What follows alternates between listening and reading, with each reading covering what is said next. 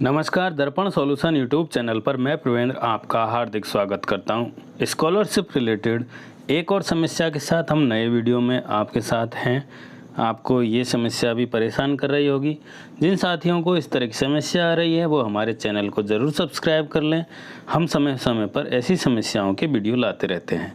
तो सबसे पहले हम जो स्कॉलरशिप में बात करते हैं स्टूडेंट एलिजिबिलिटी, ये जो ऑप्शन दिया गया है इससे हम स्टूडेंट की योग्यता जांच करने का कार्य करते हैं।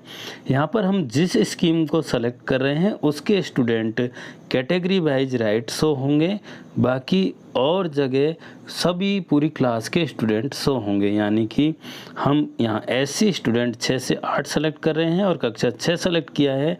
इसका मतलब हमारी कक्षा 6 के सभी स्टूडेंट यहाँ पर शो होंगे और जो स्टूडेंट एससी कैटेगरी में आते हैं उनकी यहाँ कैटेगरी राइट होगी। इसका मतलब जहाँ पर क्रॉस लग रहा है कैटेगरी के अंदर, वो क्रॉस इसलिए है क्योंकि वो स्टूडेंट जो आपने ऊपर कैटेगरी चयन की है उस कैटेगरी का नहीं है। सीधा सीधा सा ये इसका है कि जिस कैटेगरी का हम चयन कर रहे हैं उसी कैटेगरी का राइट यहाँ कास्ट के अंदर आएगा। अगर क्रॉस आ रहा है तो इसका मतलब ये है कि हमने दूसरी कैटेगरी को सेलेक्ट किया हुआ है। अब हम यहाँ पर बात करते हैं स्टूडेंट की सारी चीज़ें सही हैं लेकिन नॉन टैक्स पेयर स्टेटस में क्रॉस आ रहा है। इस चीज़ को हम कैसे हटाएं? यहाँ पर हमने प्रपत्र 9 कंप्लीट कर लिया है, फिर भी स्टूडेंट का ये क्रॉस नहीं हट रहा है। बहुत सारे स्टूडेंटों के इसमें क्रॉस आ रहा है, साथ में रिजल्ट में भी क्रॉस आ रहा है। तो ये दोनों चीज़ें हम यहाँ पर देखने वाले हैं। किस तरह से हम इसको हटाएंगे, तो हम सबसे पहले स्कूल लॉगिन कर लेते हैं। स्कूल लॉगिन के अंदर स्टूडेंट टैब विद्यार्थी टैब में आते हैं और विद्यार्थी टैब में लाभकारी योजनाओं के लिए अनिवार्य छात्र सूचनाएँ ऑप्शन दिया गया है। इस पर हमें क्लिक करना है। लाभकारी योजनाओं हेतु अनिवार्य छात्र सूचनाएं पर हमने क्लिक किया। यहाँ से हम उस क्लास को सेलेक्ट करेंगे जिसमें इश्यू आ रहा है, उस सेक्शन को सेलेक्ट करेंगे। आप जिस क्लास का फॉर्म चेक करें उस क्लास को सेलेक्ट करते हुए शो बटन पर क्लिक करें। जैसे ही यहाँ पर स्टूडेंट की लिस्ट शो होगी, साइड में हमें ऑप्शन चयन करने के लिए अलग अलग ऑप्शन यहाँ पर दिखाई देंगे। तो यहाँ हम फैमिली एनुअल इनकम सेलेक्ट कर लेते हैं। फैमिली एनुअल इनकम आप देख पा रहे हैं उस स्टूडेंट के सामने इनकम सेव नहीं है, इसलिए यहाँ पर टैक्स पेयर यस और नो फॉर्म के अंदर दिखाई नहीं दे रहा है। तो हमने यहाँ पर इनकम भरी और सामने सेव बटन पर क्लिक कर दिया। अगर टैक्स पेयर है तो यस सेलेक्ट करते हुए सेव करेंगे और टैक्स पेयर नहीं है तो नो सेलेक्ट करते हुए यहाँ पर सेव करेंगे। क्योंकि ज़्यादातर स्कॉलरशिप के लिए 2.5 लाख तक की आय का छूट है, यानी कि 2.5 लाख तक के स्टूडेंट जो आय इनकी फैमिली की है वो स्टूडेंट अपना स्कॉलरशिप का फॉर्म भर सकते हैं। तो यहाँ पर हम आय अपडेट कर रहे हैं और अगर किसी स्टूडेंट के 00 आय फॉर्म में आ रही है तो हम उस फॉर्म को पहले डिलीट करें। डिलीट करने के बाद में लाभकारी योजनाओं में इनकम जो फैमिली इनकम ऑप्शन दिया गया है, इस फैमिली इनकम ऑप्शन के माध्यम से जो 00 इनकम है उसे अपडेट करें। सही जो आय है, जो आय प्रमाण पत्र में लिखी हुई है, उस इनकम को यहाँ पर फीड करें। फीड करने के बाद सामने सेव बटन पर क्लिक करें। जैसे ही हम इन बटन पर क्लिक करके सेव करेंगे डाटा, हमारा डाटा सेव हो जाएगा और हमारे फॉर्म में तुरंत वो रिफ्लेक्ट हो जाएगा। लेकिन आपको यहाँ पर ये कंफर्म करना है कि आपने स्कूल लॉगिन पर जो सेव किया है वो सेव हो गया है। कई बार हम सेव कर देते हैं लेकिन सर्वर की एरर की वजह से डाटा सेव नहीं हो पाता है, हमारा डाटा सुरक्षित नहीं हो पाता है, हमारी वेबसाइट एरर में रह जाती है। जैसे कि अभी स्क्रीन पर आपको दिखाई दे रहा है, अभी यहाँ पर एरर शो हो रहा है, यानी कि सेव हमारा नहीं हो रहा है।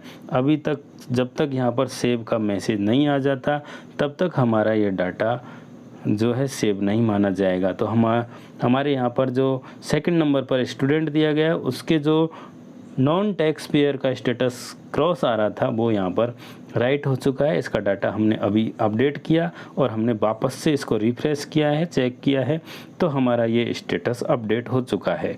अब यहाँ पर जो स्टूडेंट 6 नंबर पर आ रहे हैं इसके भी वही इश्यू आ रहा है, अभी इनका डाटा अपडेट नहीं हुआ है, पोर्टल पर ये एरर आ रही है, इसकी वजह से ये यहाँ पर अपडेट नहीं हुए हैं। तो हम ऐसी एरर अगर आती है तो बैक कर लें, अगर बैक नहीं करें तो वापस आके वेबसाइट को दोबारा लॉगिन करते हुए उस डिटेल को अपडेट कर लें।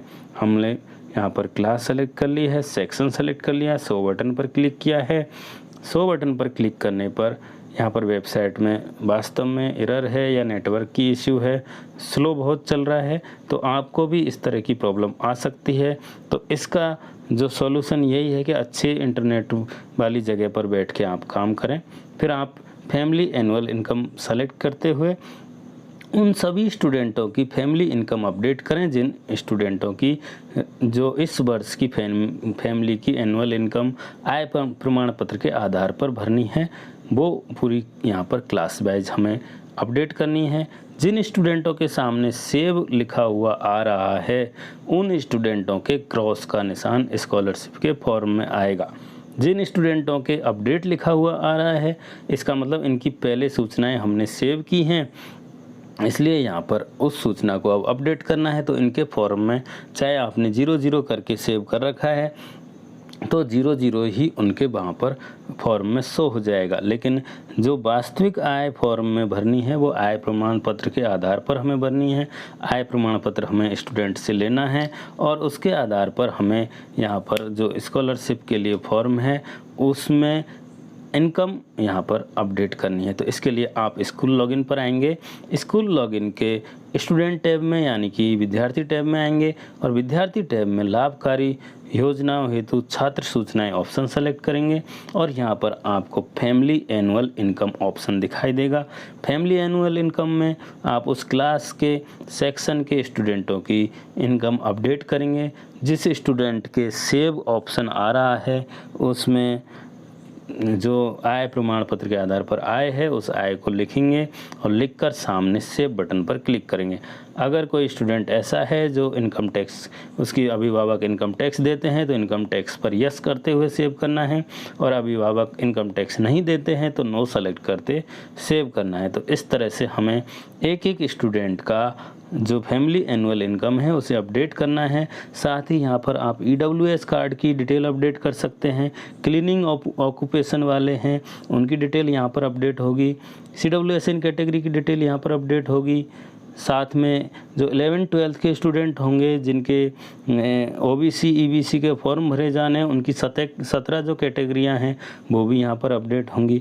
इस तरह से हमें सारी डिटेल स्कूल लॉगिन पर अपडेट करनी है और उसके बाद तुरंत हम जब चेक करेंगे हमारे स्कॉलरशिप फॉर्म के अंदर यहाँ पर जो क्रॉस आ रहे हैं ये रिफ्रेश करने पर राइट के निशान में कन्वर्ट हो जाएंगे। अब यहाँ आप देखते हैं वापस से शो बटन पर क्लिक करता हूँ। जैसे हमने शो बटन पर क्लिक किया वो फॉर्म यहाँ पर जो हमने अपडेट किया है लाभकारी में तुरंत यहाँ पर जो डिटेल है वो अपडेट हो चुकी है। यहाँ पर हम एक कैटेगरी के स्टूडेंट का फॉर्म ओपन करके देखते हैं। यहाँ पर आप देखेंगे कैटेगरी का ऑप्शन अप्लाई बटन के अंदर हम आ चुके हैं और अप्लाई में हमने एक कैटेगरी को सेलेक्ट कर लिया है। आप यहाँ पर कोई भी कैटेगरी सेलेक्ट कर सकते हैं। सो स्टूडेंट पर क्लिक करते हैं। एलिजिबल पर हमने क्लिक किया और एलिजिबल के अंदर हमने यहाँ पर ये स्टूडेंट को देखा और जिस स्टूडेंट के अभी डाटा हमने अपडेट किया है वो एलिजिबल के अंदर आ गया है। यहाँ पर इनका आधार ऑथेंटिकेशन है, जन आधार ऑथेंटिकेशन है और डिटेल यहाँ पर सभी सही है। राइट का निशान सभी जगह आ रहा है। अप्लाई पर क्लिक करेंगे तो ये फॉर्म अप्लाई हो जाएगा। इस तरह से जो स्टूडेंट सही पात्र हैं उनका फॉर्म अपडेट करते हुए उन्हें एलिजिबल करते हुए उनका फॉर्म अप्लाई करें। ये इस तरह से हम चेक कर सकते हैं। अप्लाई के अंदर वो फॉर्म हमारा यहाँ पर शो हो जाएगा। तो इस तरह से हम स्टूडेंट के फॉर्म अप्लाई कर सकते हैं और इसमें जो समस्याएं आ रही हैं उनको हम चेक कर सकते हैं। अब यहाँ एक रिजल्ट से रिलेटेड समस्या है तो लेफ्ट हैंड साइड में क्लास रिजल्ट फॉर स्कॉलरशिप दिया गया है। इसको ऑप्शन को सेलेक्ट करते हुए क्लास सेलेक्ट करेंगे और जिस स्टूडेंट की समस्या आ रही है उसका रिजल्ट यहाँ से अपडेट करेंगे। रिजल्ट सेव सक्सेसफुली का मैसेज आ जाएगा।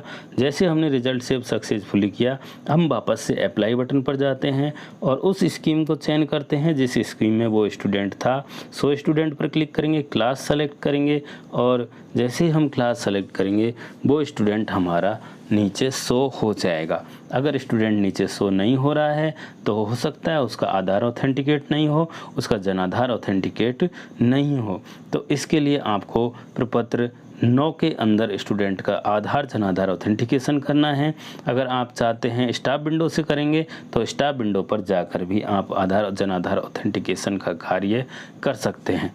तो ये हमारी जो प्रोसेस थी, इसमें जो मेन चीज़ हमने देखी, यहाँ पर टैक्स वाला जो आ रहा था, फैमिली एनुअल इनकम किसी स्टूडेंट की भरी नहीं हुई है तो वहाँ पर क्रॉस आ रहा था। दूसरा हमने रिजल्ट अपडेट करके देखा था। तो इस तरह से हम उन सभी स्टूडेंटों की family annual income class wise update करेंगे और क्लास वाइज उनका रिजल्ट भी अपडेट करेंगे। अगर कोई स्टूडेंट ऐसा है जिसका आधार जनाधार बना हुआ है तो उनका आधार जनाधार भी ऑथेंटिकेशन हम करेंगे। इस तरह से जो महत्वपूर्ण कदम हैं वो हमें कंप्लीट करने होंगे और हम आराम से स्कॉलरशिप के फॉर्म भर सकते हैं। आशा करता हूँ आपको वीडियो पसंद आया होगा। वीडियो पसंद आया हो तो लाइक करें, कमेंट करें, हमारे चैनल को ज़रूर सब्सक्राइब करें, अधिक से अधिक साथियों के साथ शेयर करें जिससे कि उनको इस तरह की समस्या का समाधान आराम से मिल सके। धन्यवाद।